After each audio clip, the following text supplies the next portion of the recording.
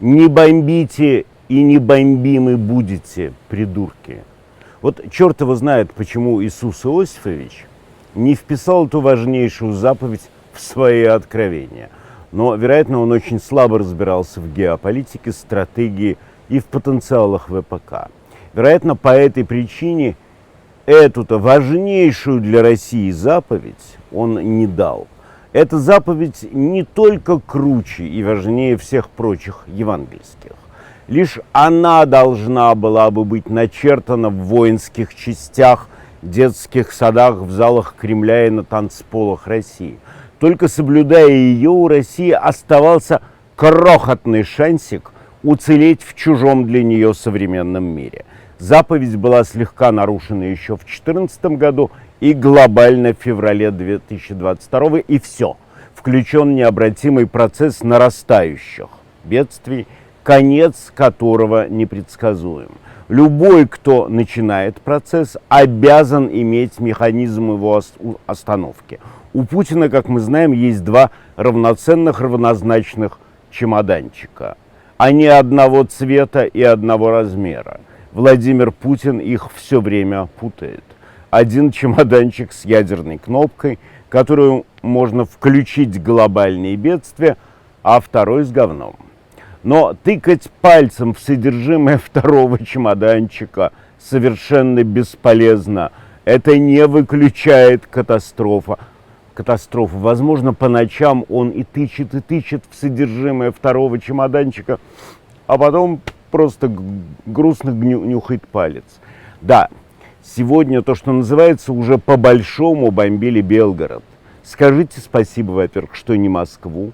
Да, уже началась истерика Кремля. Мир в обмороке, скрестились двуручные мечи пропаганд. В развалинах Белгорода уже нашли куски российского панциря и визитку Яроша, и кепку Ленина, и портфель Геращенко. Обе стороны железнейшим образом обосновывают свою правоту и непричастность. Украина винит Кремль, Кремль обвиняет Украину, но мы знаем, что Кремль любит и умеет повзрывать своих граждан ради эффектного политического шоу. Скорее всего, и Белгород-то это его рук дело, возможно. Но все это уже не имеет никакого вообще значения. Кто бы ни бомбил Белгород, глупость и одержимость одного человека создали ситуацию, из которой уже нет выхода. Его не существует. Бедствия будут нарастать, эскалироваться, а содержимое второго чемоданчика пахнет сильно, но никакими волшебными свойствами не обладает.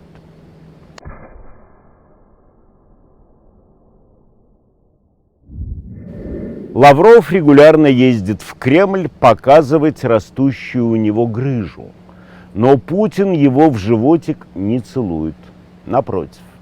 Выражает явное недовольство размером, весом и выпиралистостью грыжи. Хотя лавровская грыжа и свисает уже ниже колен и с трудом заправляется в штанину министра, но, по мнению Путина, она безобразно мала и говорит о том, что Лавров, на которого возложены основные труды по опусканию железного занавеса, все-таки халтурит и крутит привод занавеса не в полную силу.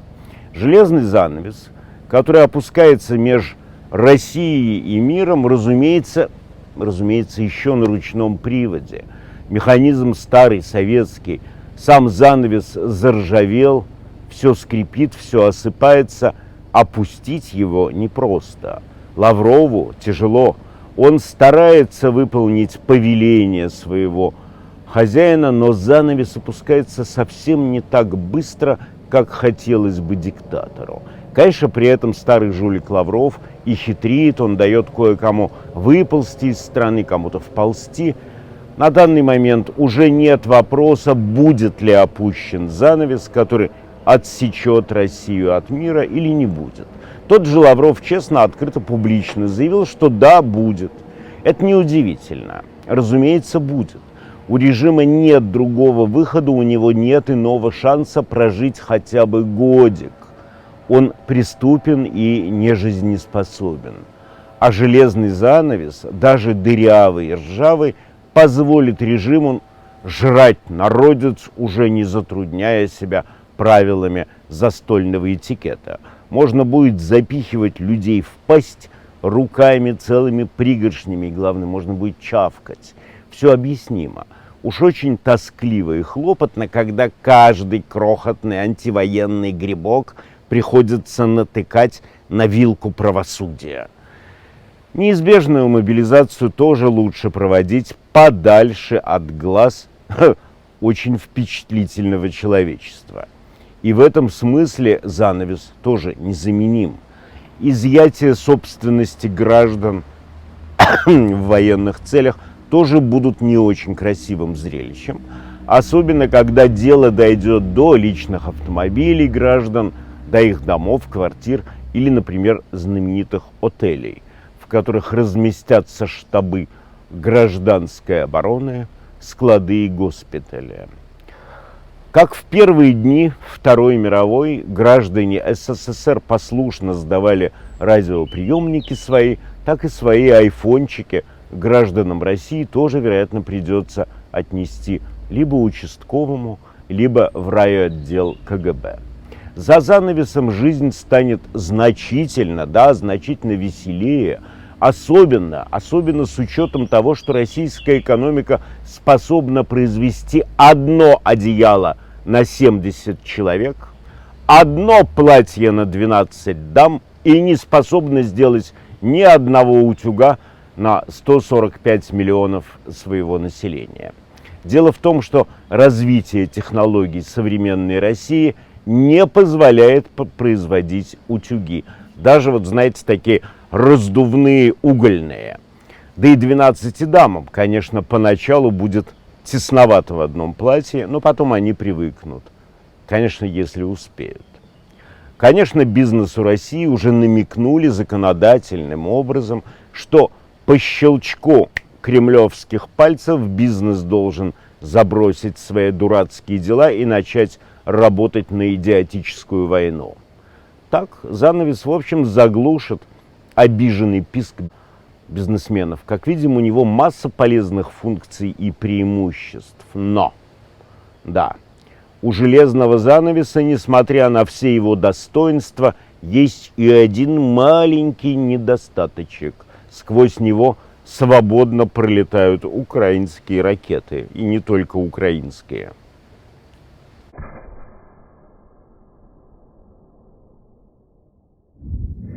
Ну вот, а теперь в Узбекистане начинает лопаться уродливый и опасный нарыв существующей там диктатуры Мирзиева. Диктатура там чуть получше российской, но только по той причине, что еще не успела отрастить таких сумасшедших зубов и когтей. И Мирзиев не настолько откровенный маньяк, как Путин. Но по своей сути это такой же нарыв, как диктатура путинская. Он отличается от путинской только густотой и цветом бродящего в нарыве гноя. Там, на этих постсоветских пространствах, любая революция оправдана и является первейшей жизненной необходимостью. Даже разгромленная, она научит следующую революцию большей внезапности, беспощадности и разумности. Проблема всех современных революций в том, что они не имеют никакого тактического опыта и расшибаются о хитрость и жестокость диктаторов. Узбекское восстание, несомненно, будет серьезным вкладом в копилочку знаний о том, что следует и чего не следует делать восставшим. Все это будет чрезвычайно полезным и для будущей российской революции. Впрочем, черным клобукам, каракалпакам все же удалось уже поставить своего президента в позу описавшегося пуделя. Сакральность с него осыпалась, как парша, голос задрожал, поправки в Конституцию вроде уже отменились, по крайней мере, часть. По сути, именно в такой позе пуделя каждый диктатор и должен проводить свой властный срок. Вот и все важнейшее на сегодня. Мы увидимся в большую Невзоровскую среду, которая, соответственно, в среду и будет. Слава Украине! Живей Беларусь! Всем привет большой от Саши Габышева.